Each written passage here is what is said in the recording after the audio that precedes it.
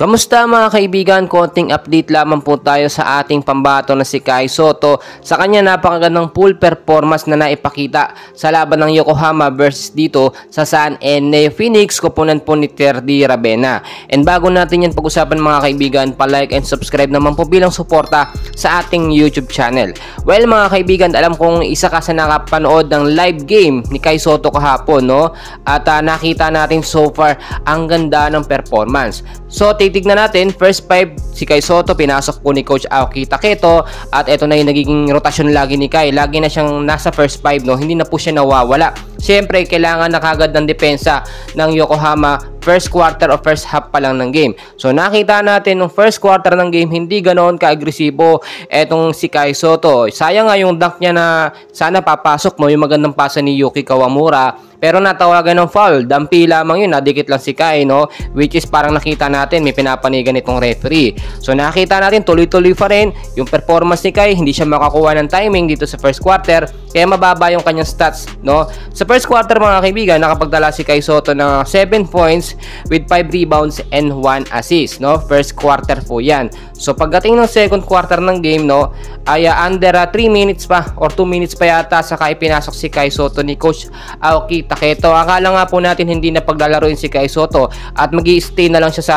ganung performance, no, sa ganung stats with 7. So pagdating ng second quarter mga kaibigan, under 2 minutes pinasok si Kai, wala po siyang naitalang puntos noon, pero nagkaroon siya ng another 1 rebound which is total of 7 points, 6 rebounds and 1 assist. So nagpahinga pagdating ng second half mga kaibigan, dito na talaga mas nagamit o dito nagulat talaga literal itong San Ene Phoenix, no, kung bakit naggaganito. Well mga kaibigan, nakita nyo kung papaano nagkaroon ng critical and crucial game talaga si Kai Sotto, especially doon sa fourth quarter ng game.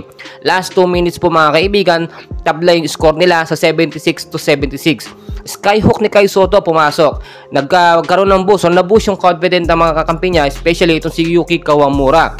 Nagkaroon ng instinct talaga yung mga pasa niya para kay Kai Sotto kahit hindi po niya nakikita. So sinasabi natin dito, credits din sa mga kakampi ni Kai Sotto, especially kay Yuki na point guard ng Yokohama, yung naiaambag ngayon ni Kai Sotto. Hindi naman kasi makakagawa ng magandang highlights si Kai Sotto kung walang magagaling na mga teammates, no? Kung hindi siya papasahan, hindi rin makakapuntos etong si Kai Sotto. So far sa NBL, sa Hiroshima Dragonflies at sa ibang mga naging team ni Kai Sotto, ito yung pinaka the best team na talagang may tandem, no? Si Kai Sotto nagagamit ng maayos.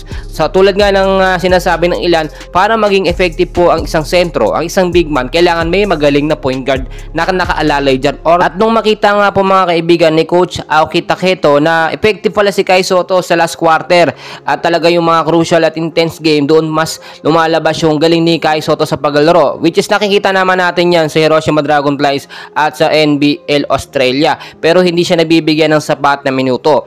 Sinamantala yun ni Coach Taketo at nakita nyo sa loob ng ilang minuto na nakapaglaro dito sa second quarter, nakagawa si Kai Sotto ng ilang puntos.